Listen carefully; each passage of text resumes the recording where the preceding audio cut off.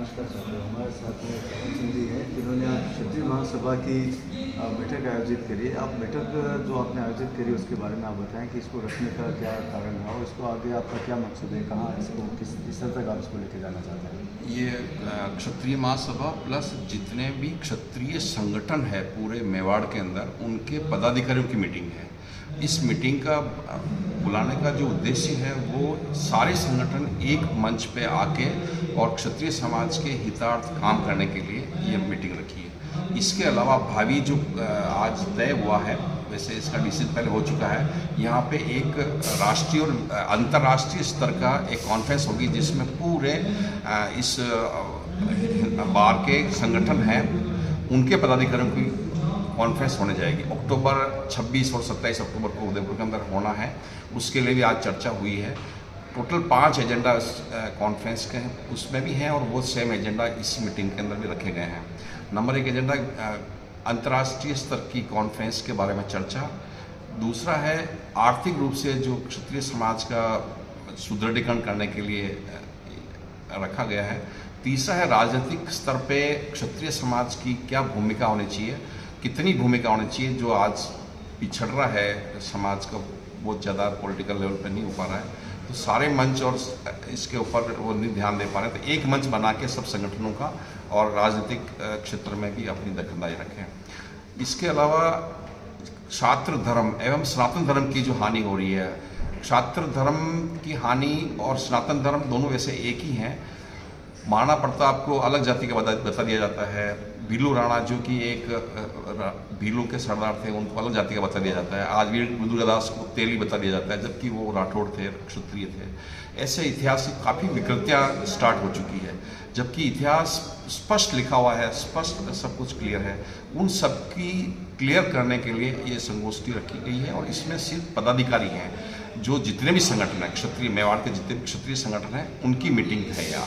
और यानी कि सारा पूरा क्षत्रिय समाज मेवाड़ का आज एक मंच पे आ गया। अब कोई वो नहीं रहा कि कितनी महासभाएं हैं, कितनी वो है। आज पूरे ये हम लोग समाज में संदेश देने जा रहे हैं कि क्षत्रिय समाज एक था, एक है और हमेशा एक ही रहेगा। और यही एजेंडा आने वाले 26 और 27 अक्टूबर को उदयपुर एक गवाही बनेगी पूरा अंतर्राष्ट्रीय स्तर पे कि पूरा इस पृथ्वी के ऊपर सारा क्षत्रिय समाज एक है और सारा क्षत्रिय समाज अन्य सभी धर्म और सभी समाजों की रक्षार्थ हमेशा खड़ा रहेगा और देश की रक्षा एवं आर्थिक रूप से आगे बढ़ाने के लिए तत्पर रहेगा। थैंक यू, धन्यवाद। जय श्री देश सिंह जी को प्रणाम। प्रबुद्ध जन जो बैठे हैं समाज के मातृशक्ति, विषय वास्तव में बहुत गंभीर है और पिछले 50 साल से मैं उदयपुर में मैं रोज देखता हूँ कि किसी की मदद करूं, लेकिन आपके पास कोई प्लेटफॉर्म ही नहीं है। कोशिश तो बहुत करते हैं, जैसा अभी बताया मेहतवाला साहब ने। हर बार हमारी मीटिंग होती है तो मैं एक बात जरूर बोलता हूँ सबके बीच में, इस प्रकार की जो सामाजिक संगठन की जब हम एक मीटिंग करते हैं तो हमें कोई ना कोई विचार का बीजारोपण जरूर करना चाहिए। घर जाकर आप उसको मंथन करें, वो पौधा धीरे से बड़ा होगा। आपके मन में कोई विचार ही नहीं आया तो आप जाएंगे कहाँ? अब सुजपुर चौराहे पे खड़े हैं, कोई कहता आप इधर निकल जाओ फतेहपुरा, कोई कहता आप इधर सुजपुर निकल जाओ, कोई कहता उधर निकल जाओ। कोई दिशा तय नहीं कर रखी अभी तक हम लोगों ने। एक छोटे से गाँव का नाम लेना चाहूंगा, माधोपट्टी, कुछ लोग जानते होंगे इसको। राजपूतों का गाँव है, 47 IAS IPS है। पूरे हिंदुस्तान में नहीं पूरे दुनिया में एकमात्र ऐसा गांव है जहां से सर्वाधिक राजपूत IAS IPS बने। वो छोटा सा गांव बिहार का, एक आदमी बना, उसने अपने काका साहब बेटों को बोला, फिर उसने मामा साहब बेटों को बोला और धीरे धीरे ये स्थिति हो गई कि वहां ऐसा हो गया।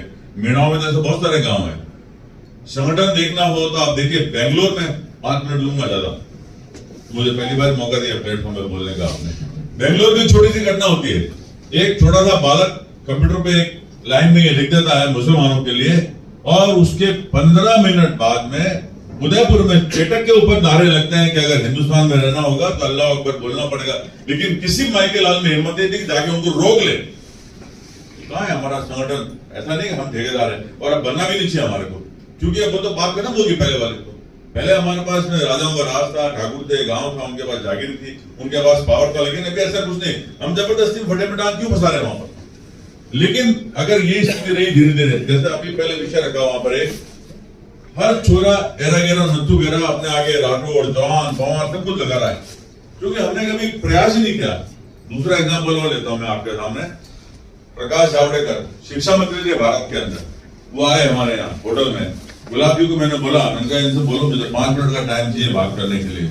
उन्होंने कहा ठीक, उन्होंने बकायदा परिचय दिया कि अभी राजपूत महासभा के प्रवक्ता रहे पूर्व और आपसे कुछ जरूरी बात करेंगे। उनको मैंने कहा इतिहास का इतना विकृतीकरण हो गया है कि महाराणा प्रताप के लिए आपने लिखा कि वो चले गए वहां से, और जो हल्दीघाटी में जो बोर्ड लगा उस पर भी नहीं है। बोले आप लोगों की गलती है।